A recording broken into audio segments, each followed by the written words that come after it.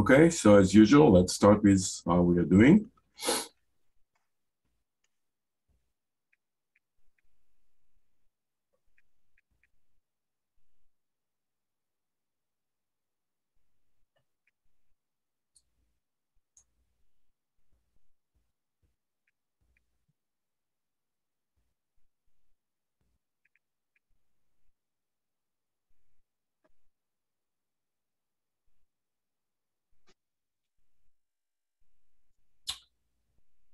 Okay, so nobody is too stressed. That's good.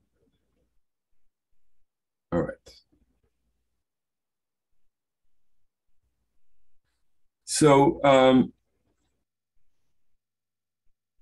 as we discussed quite a few times, the topics we are covering are very current and timely, and therefore, every now and then I introduce something that I read, which is interesting. So this is just from 2 weeks ago in Nature. Sorry, let's go back. This is basically an editorial that talks about recognizing authorship of open data in order to incentivize authors to really put all the data out there. There should be some kind of an incentive to do this. And this article discusses basically how to give credit to people who actually put the data as an open data. So you'll hear a lot about this as we go along.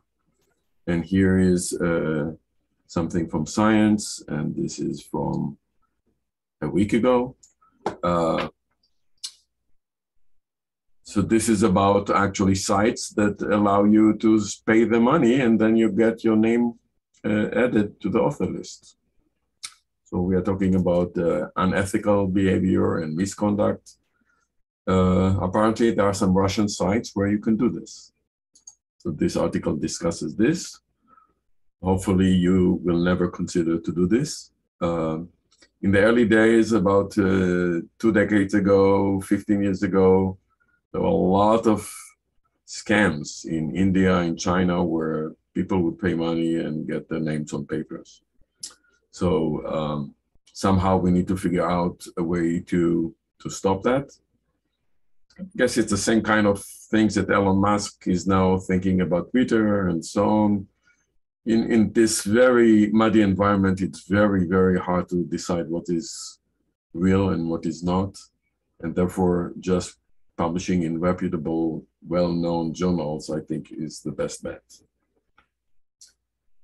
Okay, so last time we went very, in a rush fashion, we went very quickly. We finished the story of the Sean scandal, and I presented the story of the retraction of Francis Arnold. I want to go back on this a little bit. First of all, let's talk about what are the definition or the requirement to retract a scientific paper. So this is taken from Wikipedia.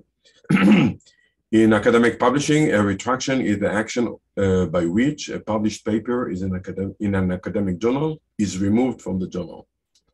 Online journals typically remove the retracted article from online access.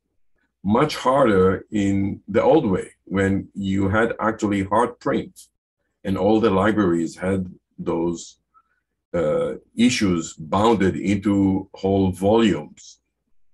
You could, I mean, you would retract a paper, but the paper will still stay in the libraries. Nowadays, you can obviously remove it from the online access, so the retraction is much more real. In the old days, you would just publish a retraction, but you could still go and find that paper. I have a question. Yes? Is there a scenario in which paper is being retracted, but you can still read it? Like you go to the website and you see that it is retracted, but you can still see the PDF and see how it was written and stuff? Yeah, for journals which are online only, no, you cannot. For journals that are both online and in print, then yeah, you can go and find the print. Because So, like or if somebody downloaded it before it was retracted and saved it and then made it public, then yes, you can find it. what about if it's also published on archive? Well, the paper that is published on archive is not the same paper that went through peer review and was published by a journal. Usually it is Yes. it is similar. Yes, but legally it's not. So you can leave it on archive. There is no obligation to retract it. And you can do whatever we want with it and it stay there. The authors are not obliged to remove it. They just put more junk on the web, basically. The only idea about bioarchive, archive, and so on, you want to put a foothold and say, you know, this is me first, but it's not peer reviewed as of yet. Okay. So I cannot read any retracted papers like the Sean scandal. I cannot read the retracted ones because. Yes, you can, because I provided you with those papers because I found them. Okay. All right. The Sean paper, you know, Science, Nature, and so on went to digital format in the late 90s. So all the papers were, I mean, what journals did, they basically scanned all the papers going 100 years back. So yes, you can find these, but if you're talking about retracted papers from, I mean, for many years ago, that's not a problem because you can go to the libraries and find them and so on. I think the difficulty is if you have a retracted paper from nowadays and it's an online only journal, then basically they remove it. And if you downloaded it before, then you have a copy. If not, no. But maybe it is good that to have a record of all the retracted papers. I don't know. Yeah, I don't. We'll have to check each journal by itself and see exactly what the policies are. I'm not that expert on this. And my guess is you can always find stuff. Okay, and okay. Just to be clear, the archive or bioarchive or whatever archive you're using did not go through peer review, did not go through the corrections.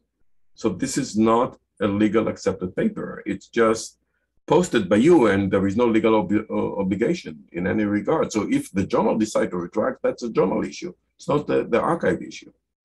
If you as an author feel obligated to remove it from the archive as well, you can. But you don't have to. Okay, let's quickly continue. A retraction may be initiated by the editor of the journal, by the author themselves, or by their institution.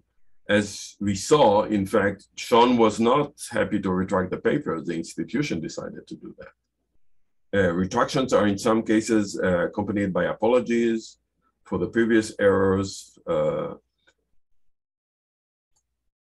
and expression of gratitude to persons who disclosed the error in the author. So oftentimes you publish, it went through peer review, the paper is accepted, and then another scientist publishes something as a letter to the editor and say, you published this paper 2 weeks ago, but here I found a mistake.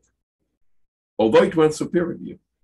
Now the editor sends this letter to the original author and said, look, somebody is complaining about your paper. He thinks that there is something wrong with it. The authors have to reply to that paper. So usually what the journals will do, they'll publish both the complaint and the response of the original authors. And if the original authors actually accept that criticism, then they retract the paper and they thank the guy who found the mistake.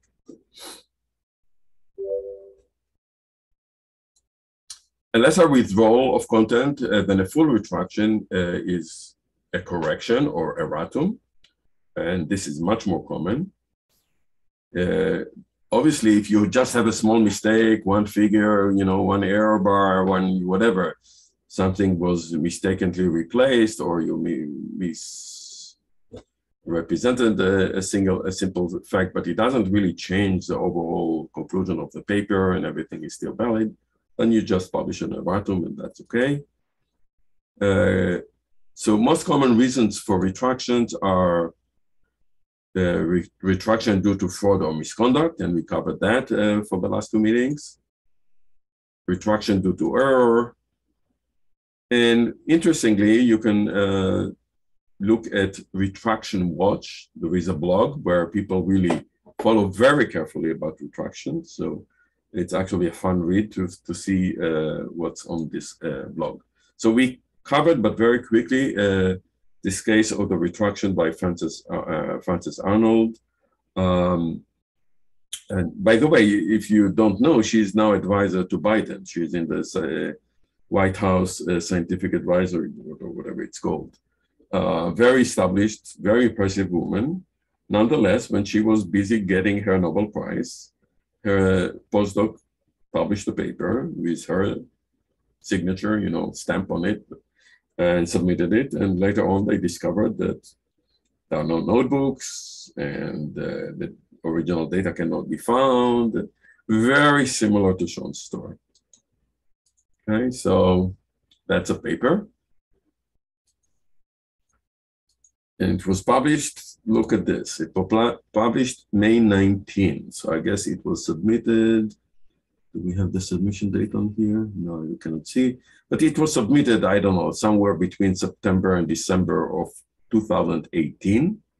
The Nobel announcement is early October, and the party in Stockholm is in December. And during this time, she's very busy. She cannot really look very carefully into the manuscript that the postdoc is submitting. And then in, this is, do we have a date here? This is the retraction. January 2020. So this is already a year after. The submission was somewhere, we said, between September and December 2018. The paper is published in 2019, and in January 2020, they retract the paper. Efforts to reproduce the work showed that the enzymes do not catalyze the reaction with the activities and selectivities claimed. Careful examination of the first author lab notebook then revealed missing contemporaneous entries and raw data for key experiments. The authors are therefore retracting the paper. And she immediately goes on Twitter and basically announces the retraction and apologizes. So that's one big difference between what she did and what Sean did. I'm totally bummed to announce that we have retracted last year's paper.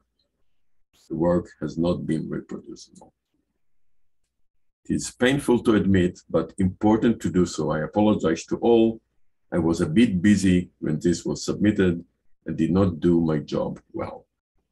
A bit busy, meaning I got the Nobel Prize. And immediately on Twitter, everybody is hailing her, applauds. Retracting it is part of doing good science. And she was not the first. I mean, there are quite a few Nobelists who retracted papers. So here are a list. This is common. Retraction is okay. There is nothing wrong with retracting a paper as long as you're honest and you make a mistake by, honestly, and you're very open about it. So obviously, the retraction made the news. It's not that common. I showed you several cases, but it's not that common. So you can see BBC, Forbes. So again, results not reproducible, lack of lab notebook documentation, missing raw data, and therefore we'll ask you to tell us what the differences are.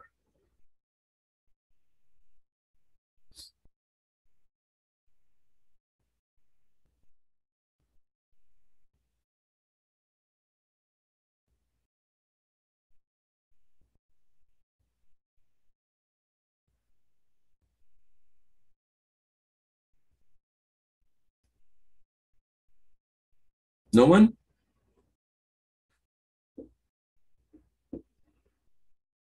Integrity, honesty.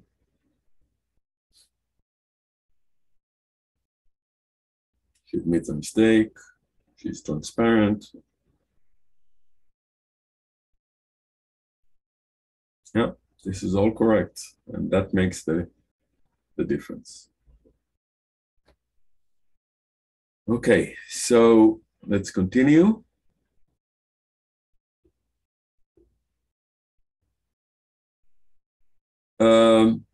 This is from January, 4 months ago.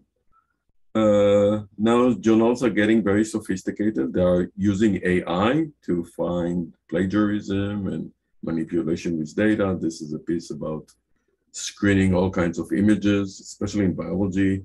There were all kinds of claims where people changed their gels results or imaging results. And so now many journals are using AI to screen for manipulation of data. And as I mentioned, there are watchdogs. So this is one of the watchdogs about misconduct. This is held by the basically NIH. So you can look at the link here. And they basically list by year case summaries where there was some complaints and investigation. So you can see the number of cases every year. This is just relating to biological research. This is an organization called COPE, Committee on Publication Ethics. They also have their own watchdog. This is their website, and they again report on cases. So it's actually making very interesting reads. I suspect that some of you found papers you want to discuss through these type of websites. So some of the cases are really, really interesting. This is a list here.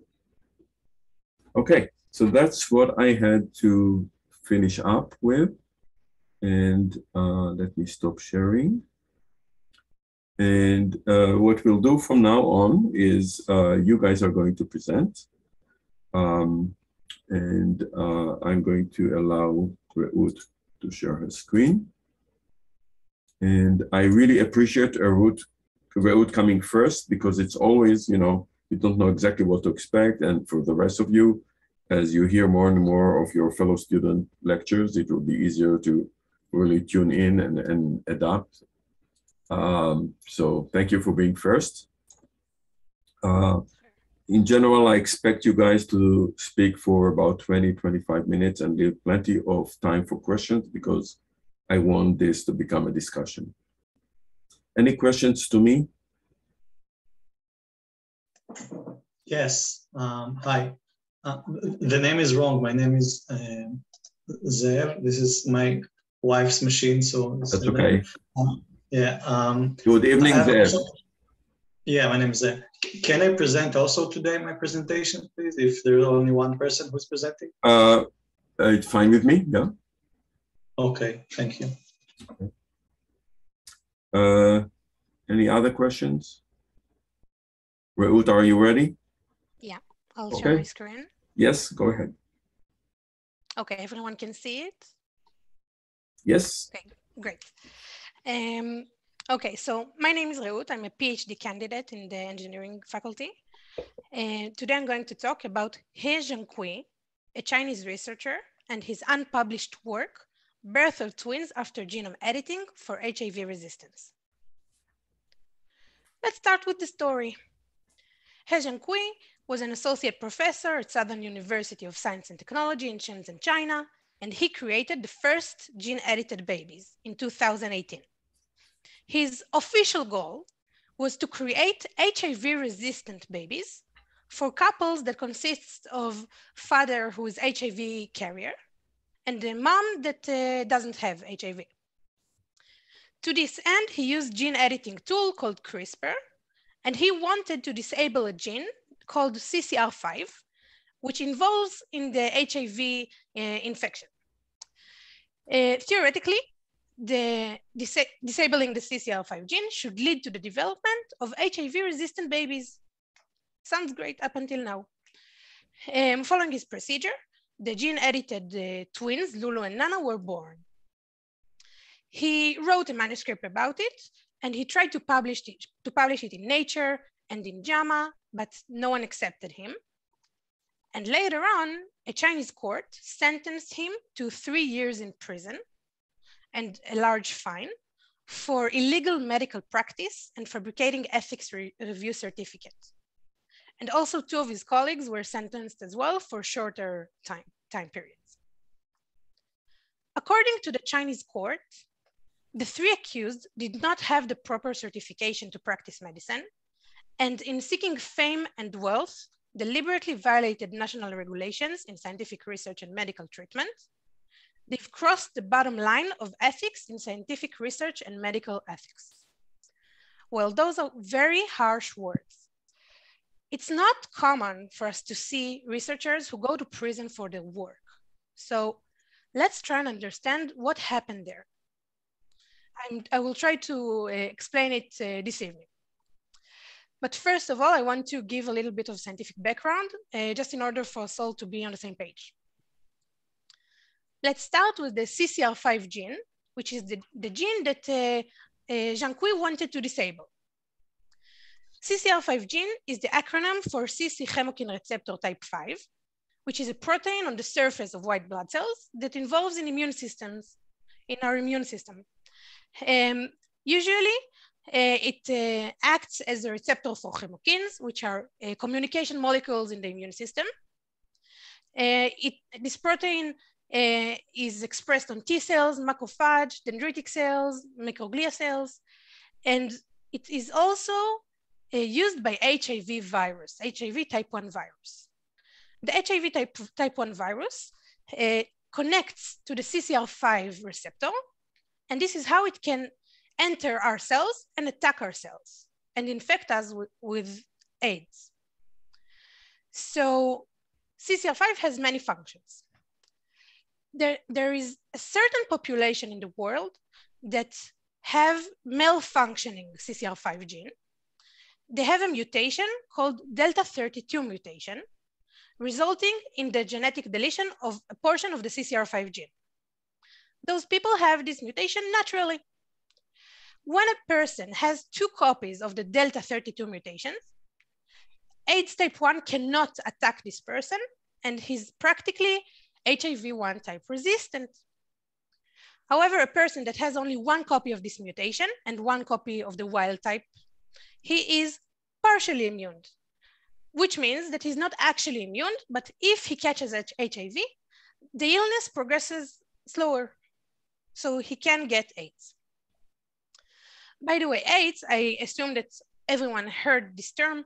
This is an acquired disease. You acquire it by catching the HIV virus, by being in contact with the body fluids that contain this virus. It is not it's not an hereditary disease, and I want to emphasize that. Okay, next, I want to explain about the CRISPR system, the CRISPR-Cas9 gene editing system.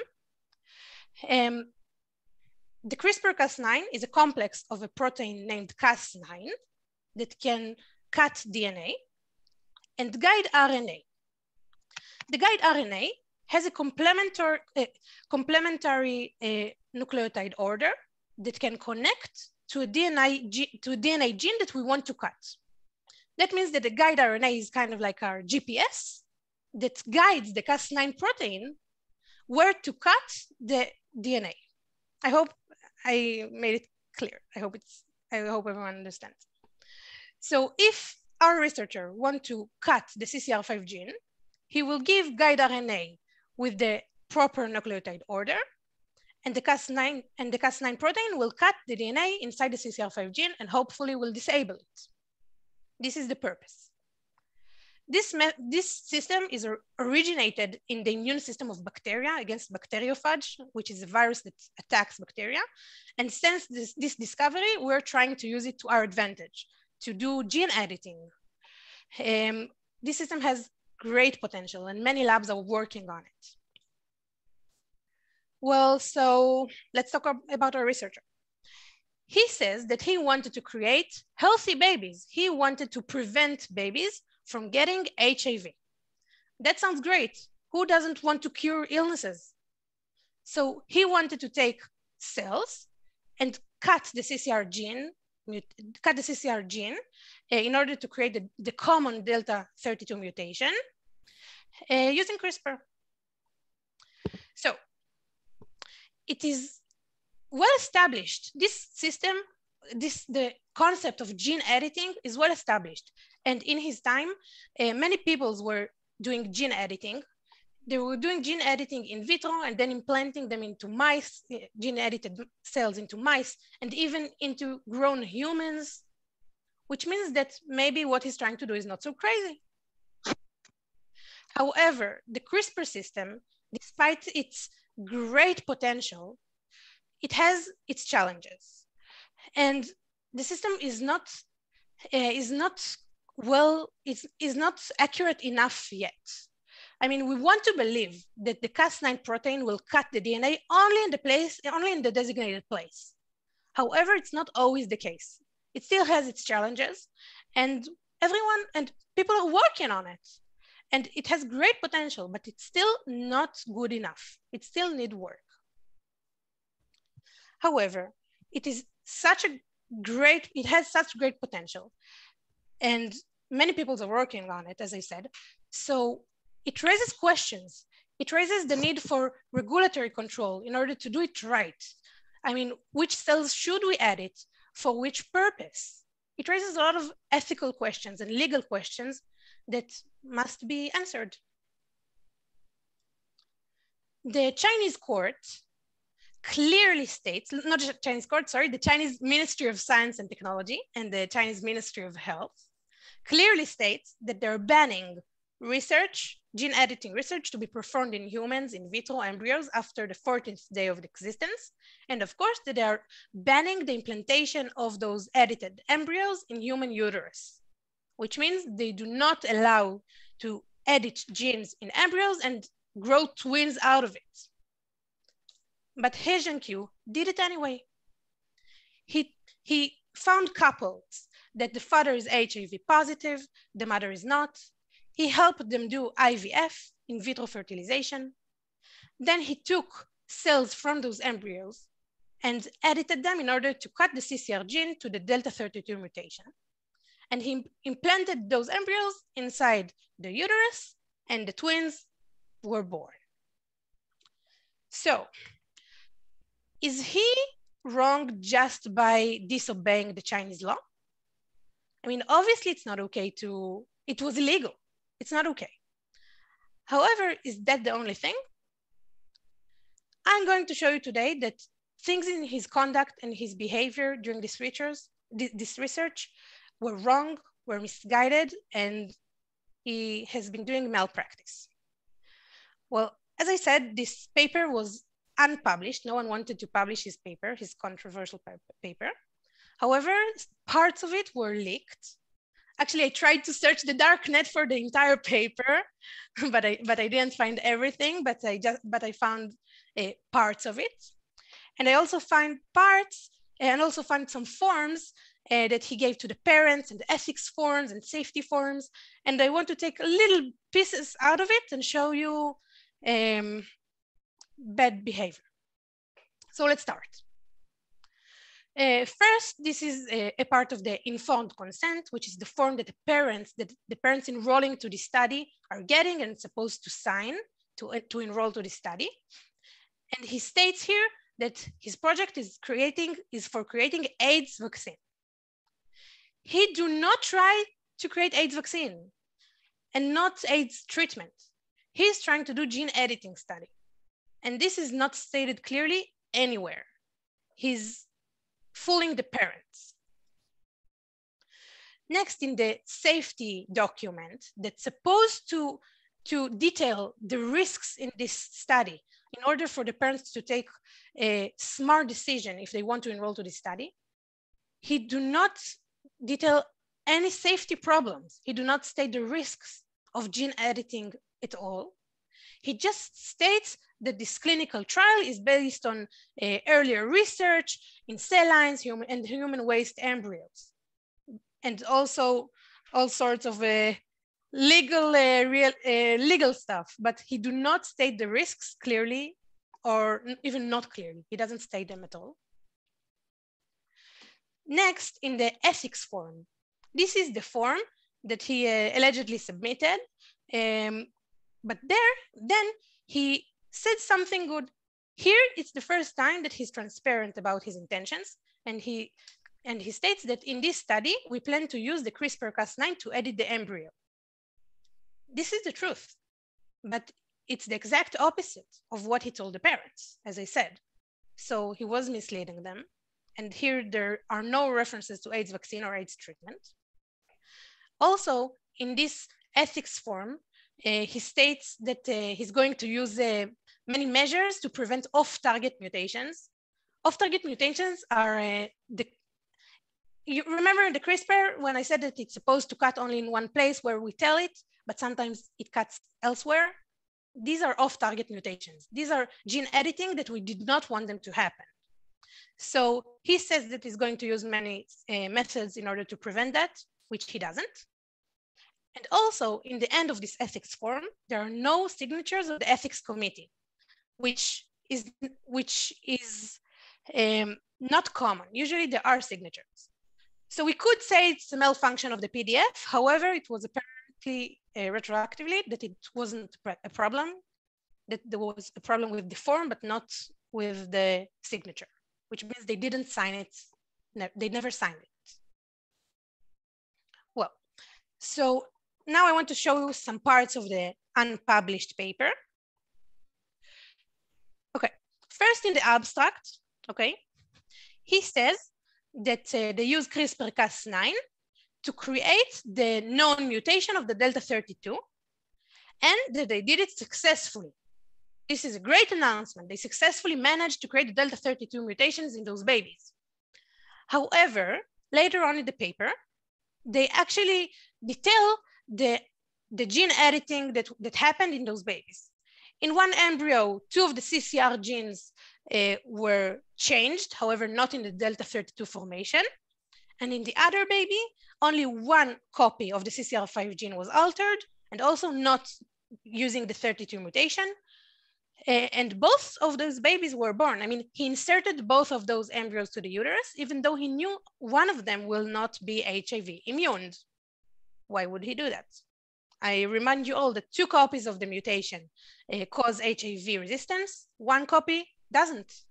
So why would he implant back to the uterus a baby that has only 1 copy?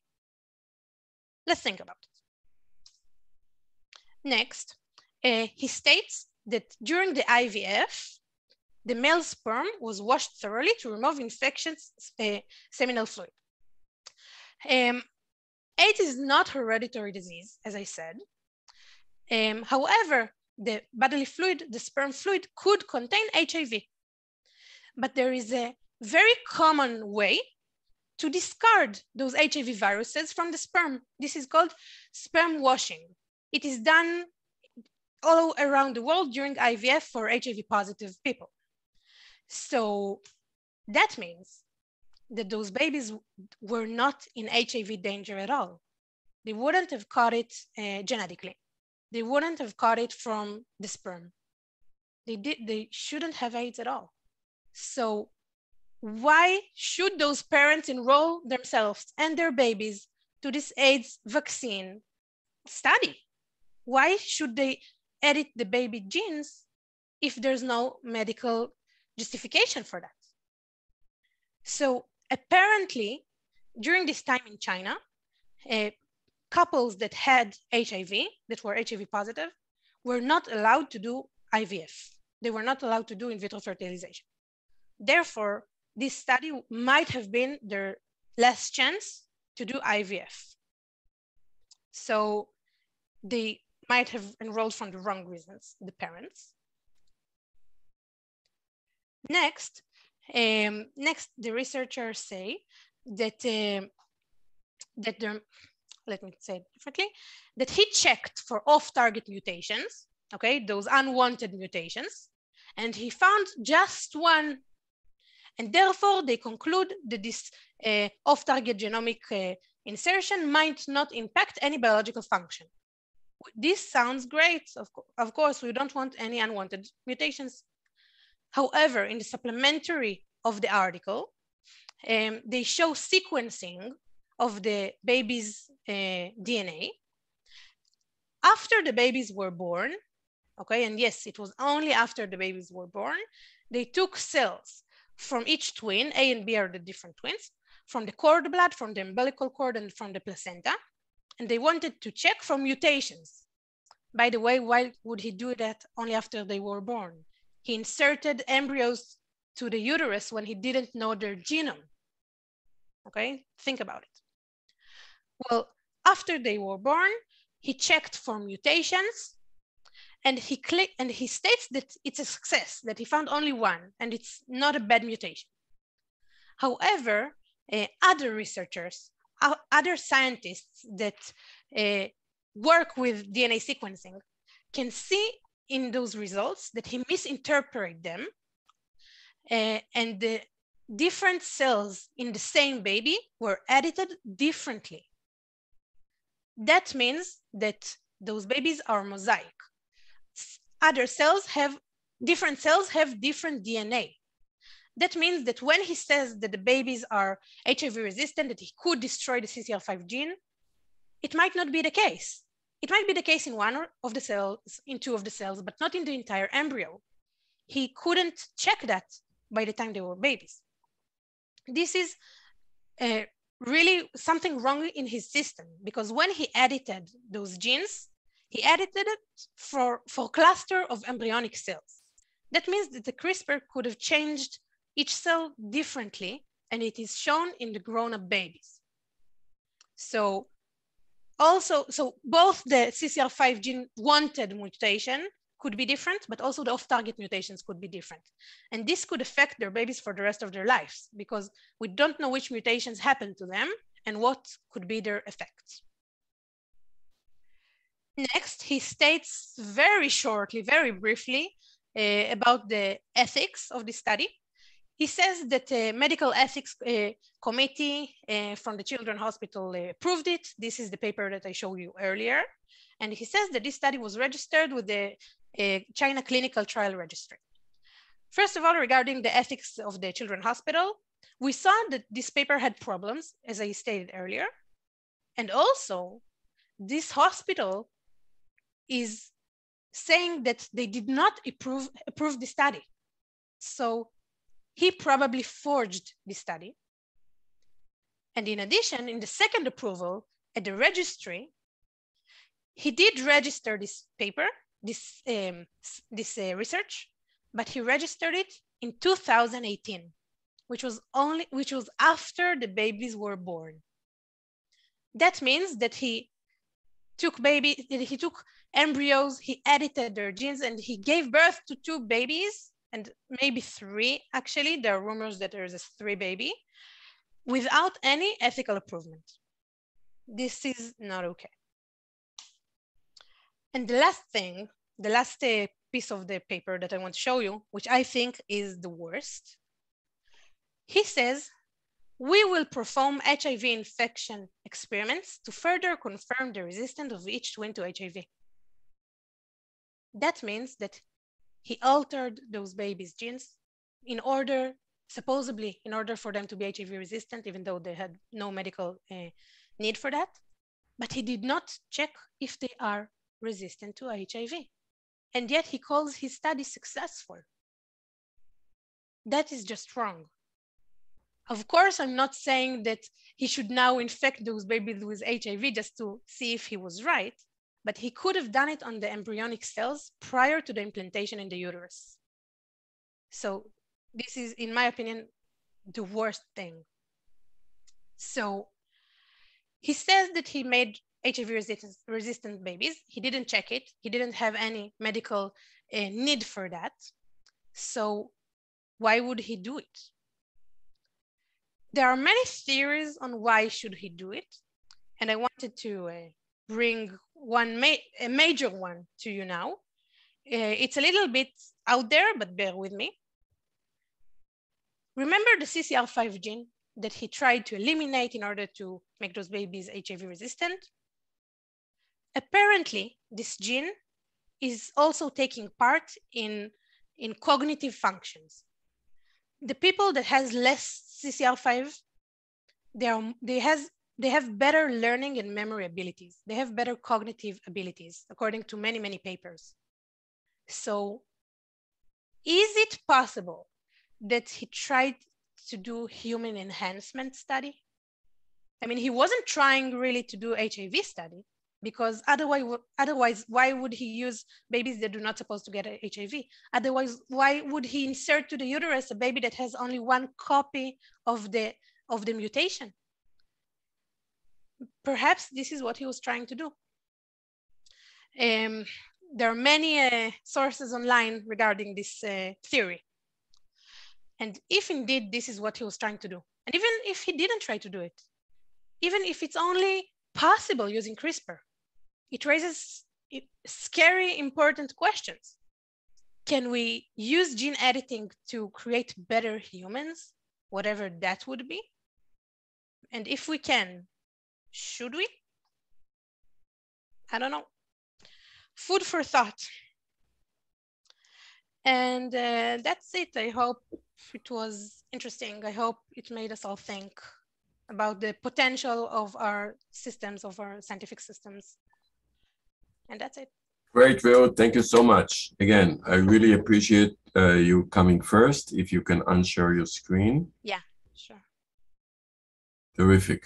Great. So now you have an idea.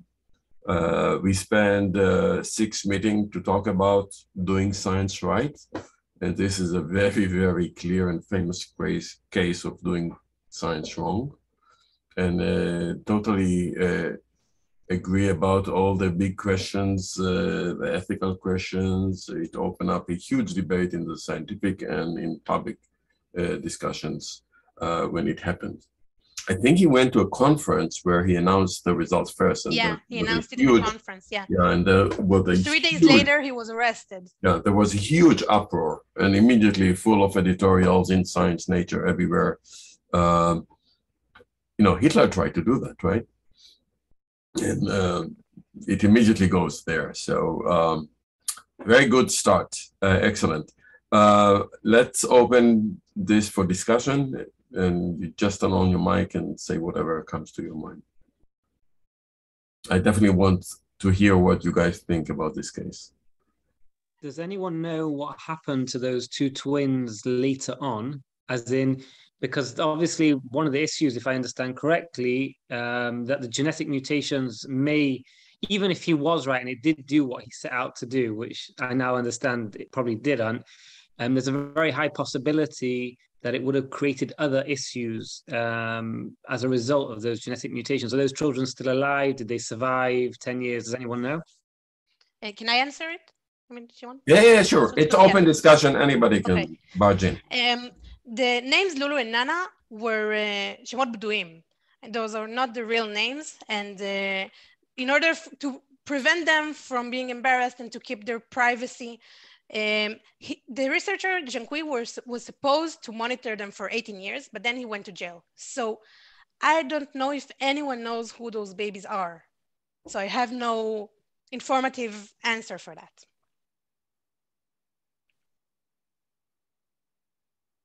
More.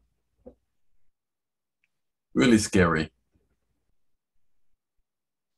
So as Ruth said, the CRISPR-Cas system is very promising, and there are many, many scientists, including many companies, trying to develop editing tools to cure diseases, not to improve humans.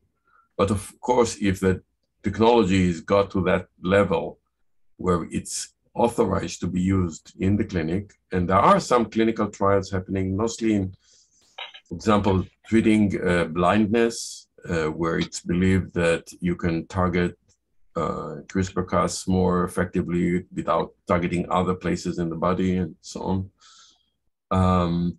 There are also some treatments where you take cells out of the body, immune cells, modify them and put them back in.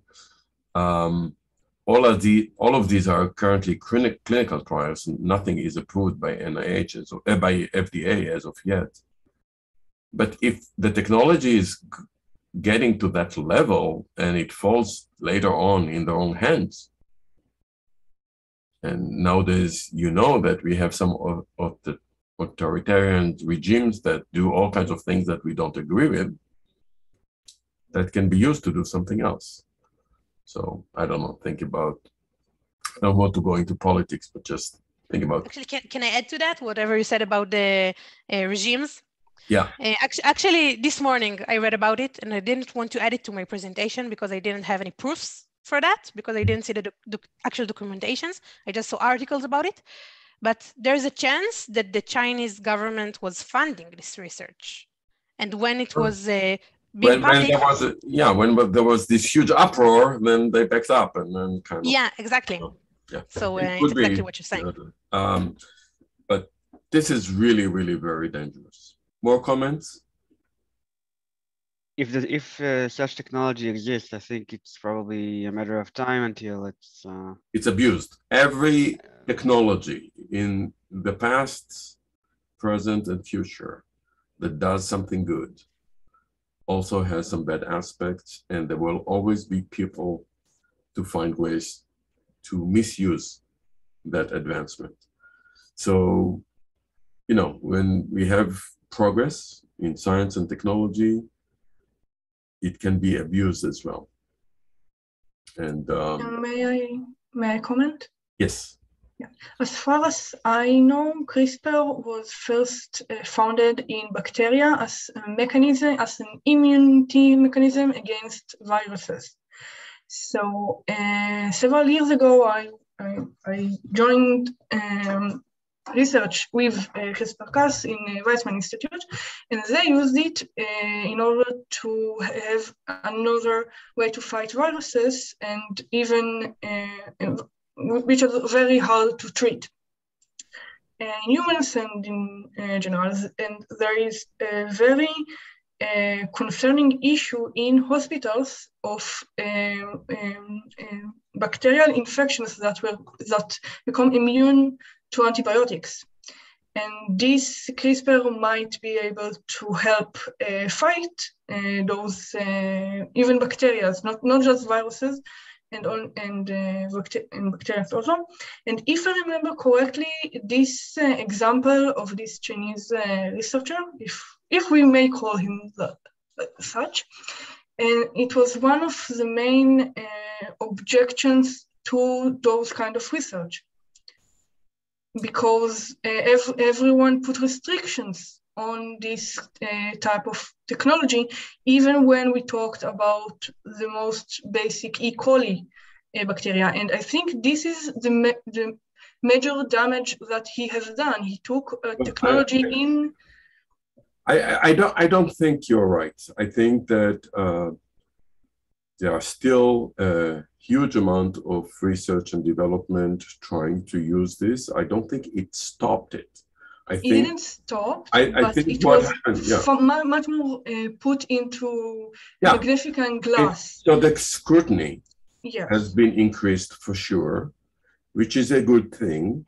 But we don't know what happens in those regimes that we don't approve of. But in the Western world, where the science is open, there are lots of regulatory bodies that control gene editing. But gene editing is a very active, lively area where people are trying to use it for curing diseases.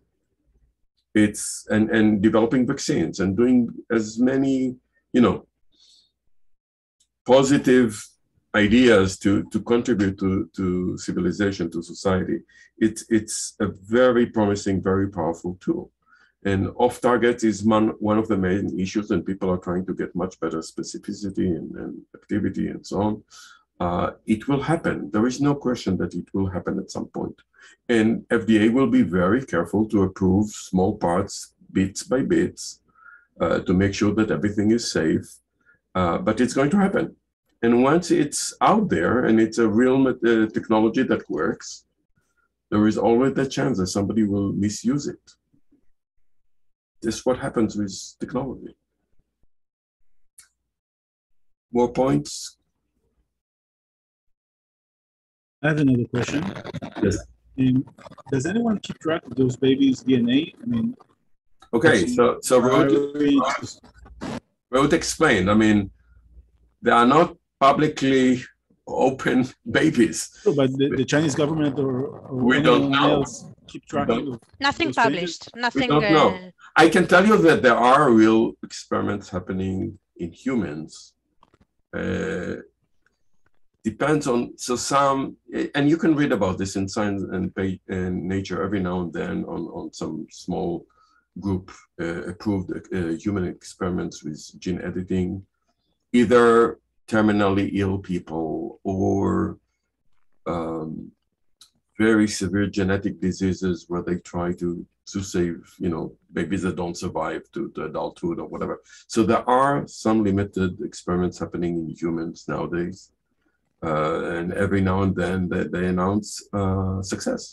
In fact, I think before the Chinese researcher, there was an experiment, I think, in France, where they approved first using CRISPR for gene editing in humans, and there were like 2 dead people from that treatment, so they immediately stopped the experiment. And he did after that. Sorry? But there's another aspect of those experiments, because those babies will have babies too. And once these variants of the DNA is out there in the community, it's very dangerous. Yes. So this is why the FDA has, many panels of experts looking at any proposal to do experiments in humans and putting this under huge scrutiny.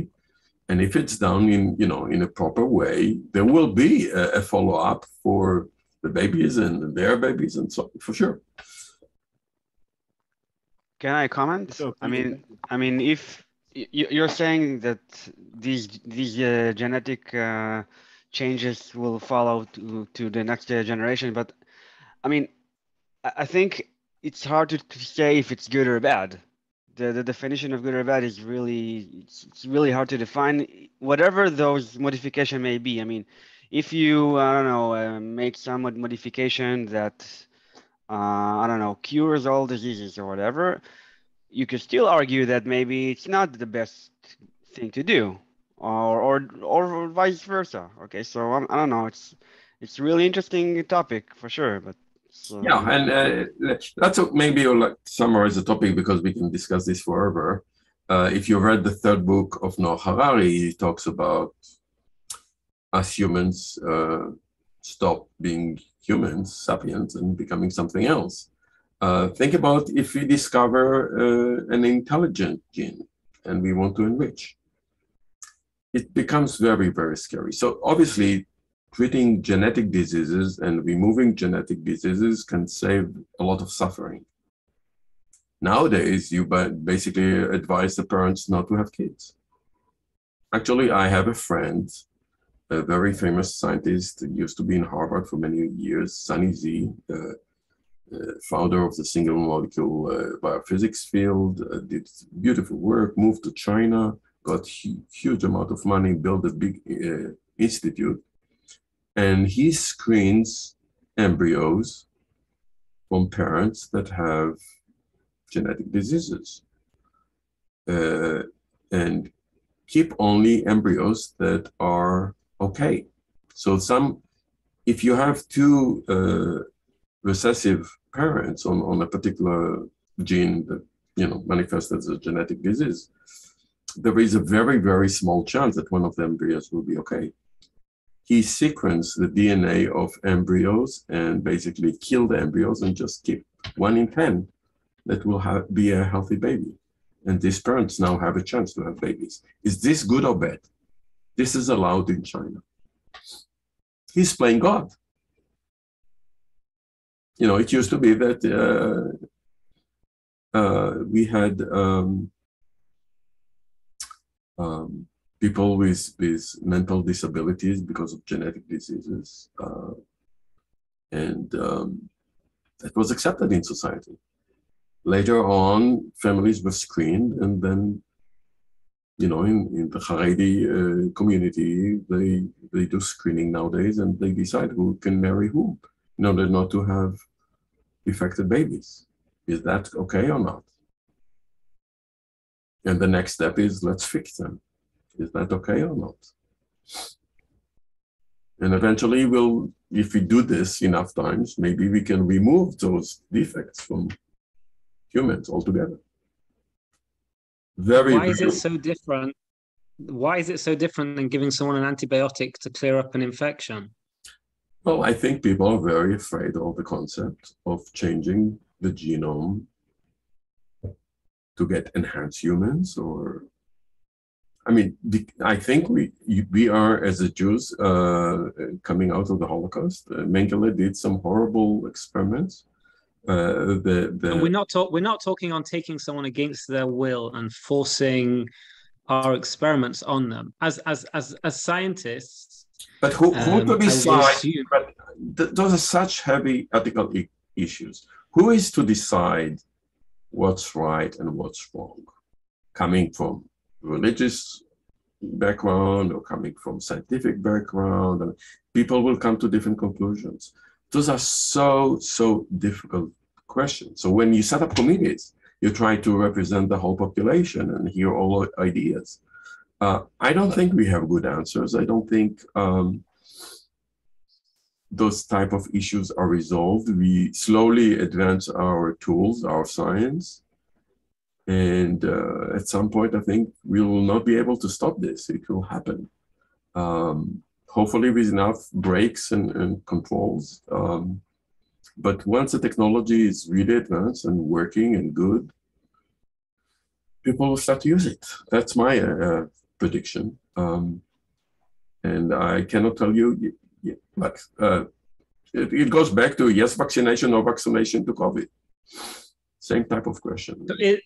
Is it not better if, as you said, it's going to be used anyway? Are we not better off that it's used within the scientific world that works to Helsinki or ethics committees in a way that it can be in a formal, structured manner, be guided or be? Okay, so I would like to finish this discussion, because we can continue with this discussion forever, which is excellent, Ruth. Thank you. But I really want to move on to Zeev's presentation. Yes, everything needs to be done in a very controlled way, with a lot of supervision, with Helsinki, with all those different bodies that control things, and be done very slowly, very carefully, taking into account all the implications. The implications are vast. And if we follow Noah Harari's, prophecy and prediction, human sapiens will become something else. I don't know. It's too far, and I'm not a prophet, and I don't want to go into this type of speculations, but we have to be very, very careful. And this guy took the liberty to do this without any approval, and there was such a huge uproar in the scientific community because of this. Okay. Thank you very much, Ruth. And let's move to the next presentation and the last presentation for today. This is Zeev. By the way, Ruth and Zeev, please send me your PowerPoint presentations. And by the end of the quarter, send me the PDF. If you are ready with the PDF, send me the PDF as well. Okay? All right. Okay. So you can share your screen, Zeev. Yeah. Everyone see the screen?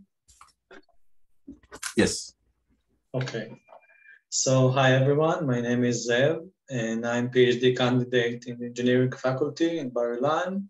And my main research dealing with remote sensing, biosensing, using nanophotonics, computer vision, and artificial intelligence. And today I'm going to discuss about this paper, the PULSE paper, self-supervised photo upsampling via latent space exploration of generative models. Some robustic name, I will try to explain it in an easy way. So this paper was published from Duke University, and this paper actually solving a very important problem. Imagine that we have a suspect, a target that did something in a crime scene, and the CCTV cameras or different camera took the picture, but their face was pixelized or unclear, and the police or the law enforcement still want to know who is the target, who made the specific crime. So the authors try to solve this issue to construct a high resolution images from corresponding low resolution inputs. It's actually a novel artificial intelligence approach that was presenting in one of the greatest annual computer vision event, the CVPR in 2020. And it was actually a great novelty and great knowledge to the artificial intelligence world. But in this lecture, I'm not going to talk about the artificial intelligence model, the deep learning, but I'm going to discuss with you about the ethics in artificial intelligence. And why I'm going to discuss with you in ethics. So it all started on June 20 with a tweet regarding the new Duke University Pulse AI photo recreation model that had the pixelized low resolution input image of Barack Obama, the former United States president, into a photo of a white male. And this output actually started a huge but professional battle between the great AI leaders currently. As you can see this image, the pixelized images of Barack Obama, as you can guess, and the right image, the output of this model is of a white male. So in the left corner, he is the Turing Award winner and Facebook chief AI scientist, Professor Yann LeCun. He has announced that his exit from popular social network Twitter after getting involved in long and often disputes regarding racial biases in artificial intelligence. And in the right corner, it's the Penn State University Associate Professor Brad Weibel that tweeted that this image speaks volumes about the dangers of bias in artificial intelligence. And Yann LeCun, the Professor LeCun responded, machine learning systems are biased when data is biased. This face upsampling system makes everyone look white because the network was pre-trained on Flickr face high quality, that's its unbalanced data set, including more white males images. So they train the exact same system on a data set from Senegal, and everyone will look African regarding to Professor LeCun. Research scientist and co-founder of the Black in AI group and technical co-leader in ethical artificial intelligence team at Google, Dr.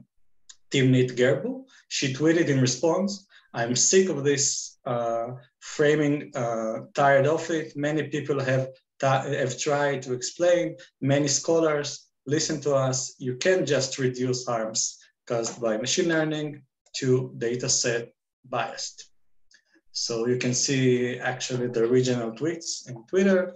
And she added also, even amidst of worldwide protests, people don't hear our voices and try to learn from us. They assume they're experts in everything.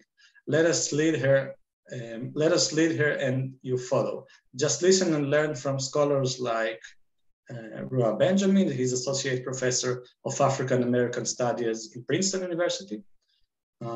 We even both her to your house, your conference. She was talking about the ICLR 2020 conference where LeCun served as a president, and Benjamin presented the talk about it. So let's see some technical details. As you can see in this image, we can see some biases and wrong classifications that Gerbu tried to solve this issue in the machine learning world. None of her work on racial, of Dr. Gerbu work on racial and gender bias in facial recognition systems and other artificial intelligence algorithms. Dr. Gerbu has been advocating for fairness and ethics in artificial intelligence for years. And the Gender Shades project that the output are presenting in those figures that Dr. Gerber leads with MIT Media Lab computer scientists, that commercial facial recognition software was more likely to misclassify and was less accurate with darker skinned females compared to lighter skinned male. As you can see on the left, the Microsoft demo detected the male correctly and even classified the gender and the age, while the dark skin female was unclassified, unfortunately. And on the right, you can see the error rate of data sets regarding dark skin females, as you can see in the right image. So Dr. Gerber's CVPR 2020 talk regarding computer vision in practice, she addressed the role of bias in AI. As she tweeted, I think that now a lot of people have understood that we need to have more diverse data sets, but unfortunately I felt like that is kind where the understanding has stopped. It's like, let's diversify our data sets, and that's kind of ethics and fairness, right? She's like a bit ironic, but you can't ignore social and structural problems. She mentioned, as you can guess, some racism. Professor LeCun replied that his comment was targeting the particular case of the Duke model and dataset, the original paper, the post paper. And he also tweeted the consequences of bias and condensability more dire in the deployed product than in academic paper. Continued LeCun in a lengthy thread of tweets, suggesting it's not machine learning researchers that need to be more careful selecting data, but engineers, like the engineers who are collecting the images from the web, from the internet. They continue to argue in Twitter. I'm reading. Again, unbelievable. What does it take if tutorials and your own conference books and talks from experts coming to you, to your own house, feeding it to you. Emily and I even cover issue with how research community approaches data. Nope, doesn't matter. Dr. Gerber replied, this is not even people outside the community, which we say people like him should follow, read, and learn from. This is us trying to educate people in our own community. It's depressing time to be sure, very depressing. And others from the artificial intelligence and activist communities joined the fray with far too many simple attacking either Professor LeCun and also Dr. Gerber. Actually, on June 25, Professor LeCun offered to Olive Branch, I very much admire your work and artificial intelligence ethics and fairness. I care deeply about working to make sure biases do not get amplified by artificial intelligence. And I'm sorry that the way I communicated here became the story. As we can see, Professor LeCun takes a step back. And Dr. Gerber replied, we are often told things like, I'm sorry, that is how it makes you feel. That doesn't really own up to the actual thing. I hope you understand why and how you communicated became the story. It became the story because it's pattern of marginalization. So Dr. Gerber continued attacking LeCun because, as we can guess, this is very important topic, not only for her, but for the dark-skinned people around the globe. And what we can learn about this argument about this paper. So a lot of scientists in the artificial intelligence world and computer vision are retweeted and argue with Professor LeCun and Dr. Gerber. And it was very, very huge argue in the academic field and also in the industry. The great companies like Facebook and Google also implemented some novelty approaches to try to unbias those models to declassify dark-skinned people. And also the Pulse authors updated their paper, adding overall, it seems that sampling from style gun, this is a deep learning model, yields white faces much more frequently than faces of people of color. So this was a very important notice that tried to move this this whole noise to be technical, because this model was trained on more white people faces. And the researchers' references on April 2020 paper on demographic biases in artificially generated facial pictures, resulting some and showing some biases that the data sets containing more white male picture than Asian and African faces.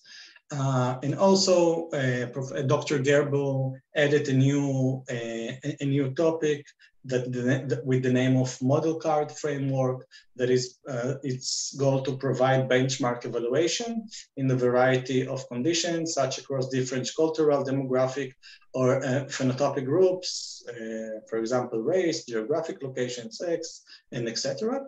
And intersectional groups such age, race, and etc.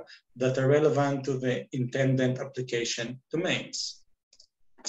And also the artificial community, the artificial intelligence community has made a number of moves in recent years to encourage diversity, cite some papers with one of the greatest professor in artificial intelligence, Professor Fei-Fei Li. And actually in last year in Neuro IPS, that the world's most prestigious artificial intelligence conference required authors to include statements of potential border impact of their submitted papers. That is, including its ethical aspects and future social consequences, authors should take care to discuss both positive and negative outcomes. So as we can see, this paper and this whole story in Twitter and the whole story by itself made a huge impact on the artificial intelligence field and in all artificial intelligence peer review processes and publication in journals and in conferences as well. I want to address my opinion as well.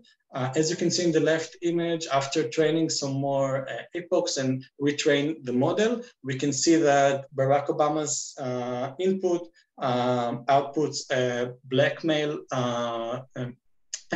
sorry, a dark skin male, more accurate, and even more like the output is more look like the original photo of the former president.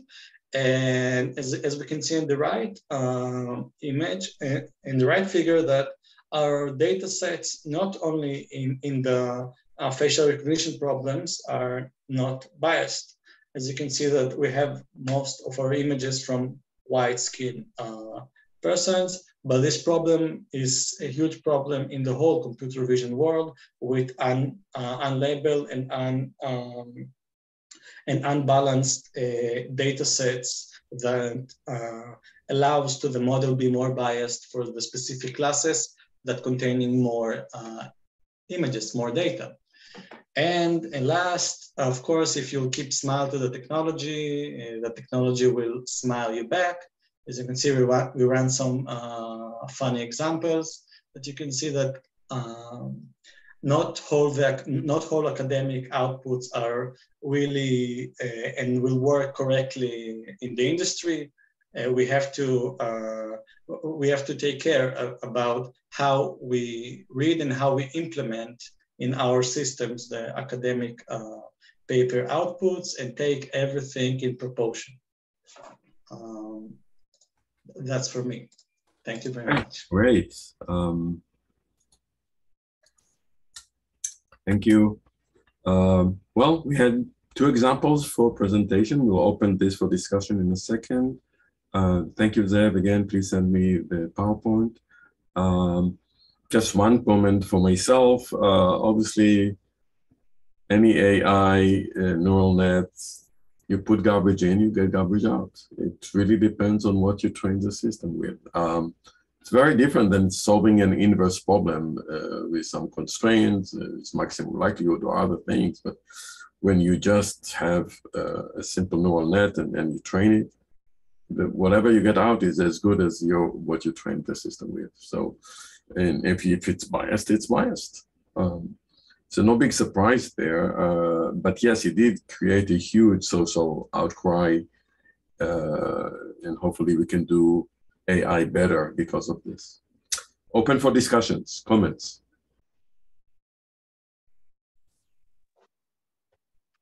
Please open your mics and tell us what you think.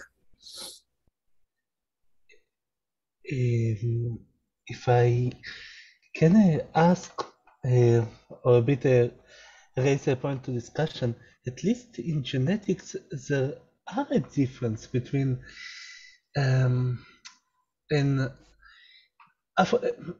African people, between different races, to say. So maybe it's applied to other fields as well. So, sorry, the talk was about facial recognition. And the outcry came because a black person came out, unclear black person, the software is trying to come up with better details to identify the person, comes out as a white. Yes, of course, with genetics, you can tell apart, people of different type of skins, because that will be somehow manifested in the genes. So I don't really understand what is your question. I didn't say it correctly. There are bias in the population because most of the time, at least most of the pictures will use white or light skinned. That's exactly the point. The neural net that was used to identify unclear images was trained with a data set that contained many more white faces than black faces. That was the problem. So the outcry is, for all of you guys who are doing AI, be careful.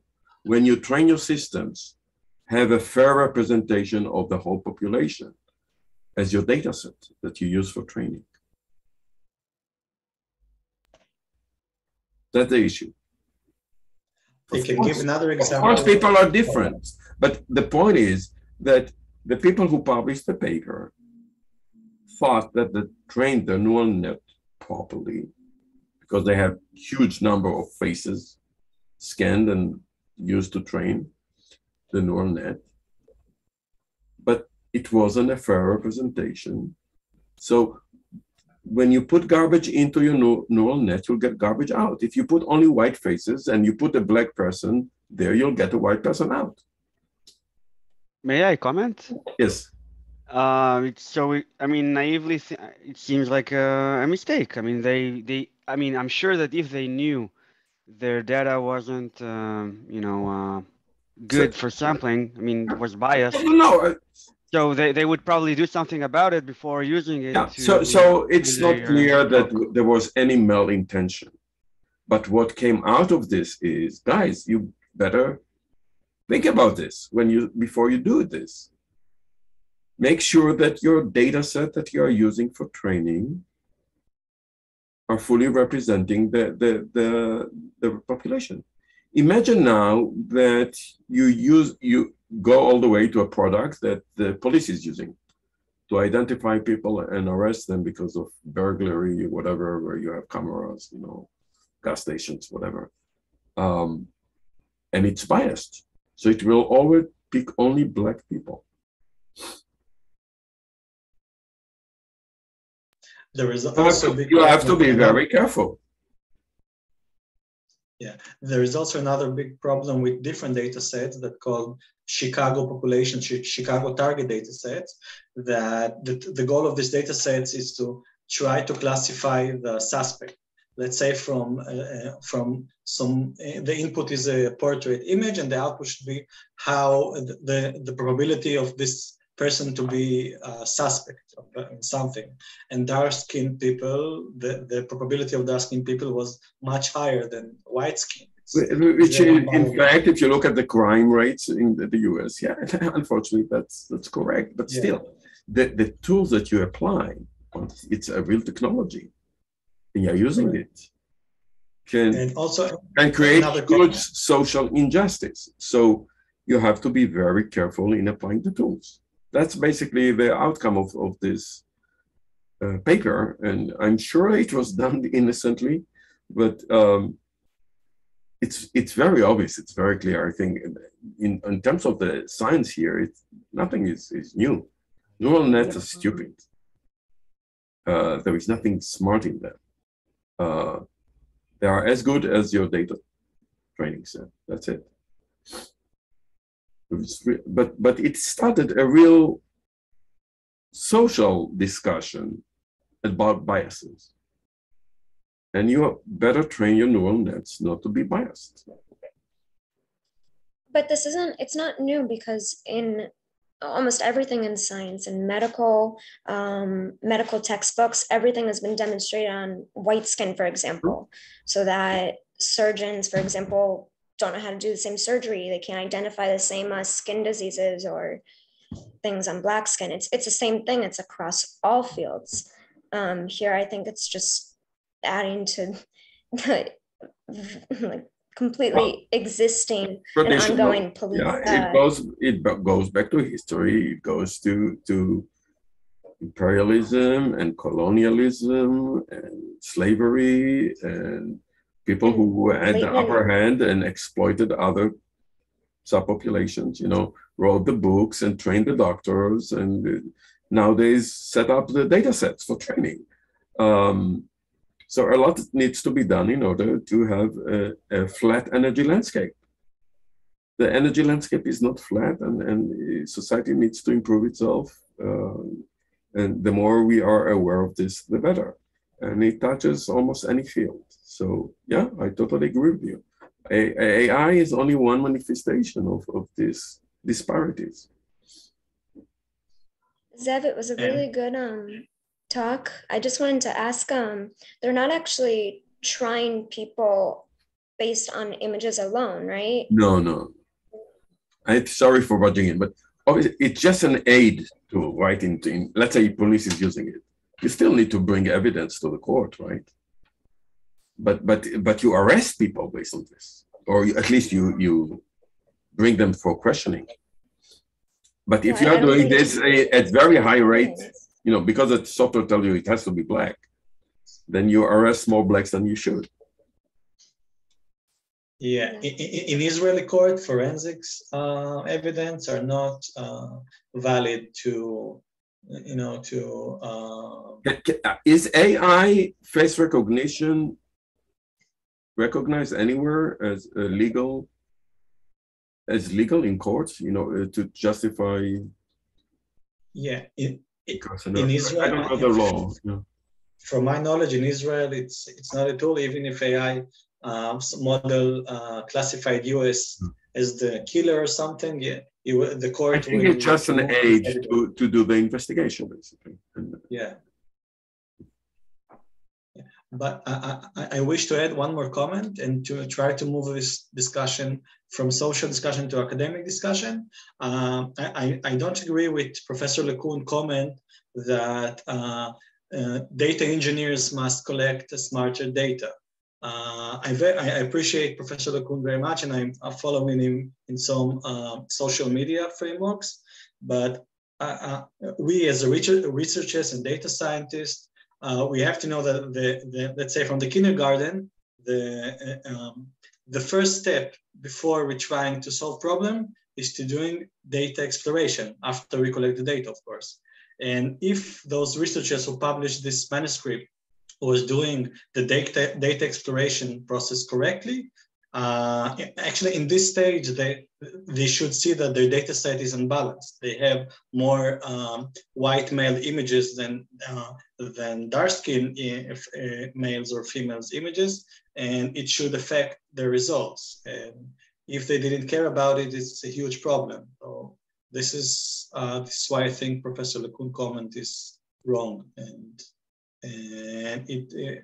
and he have to be noticed that every comment or every tweet that is published, thousands, dozens of researchers reading his comments, and they take him as a model. So he have to be very careful on what he's trying to say to the world.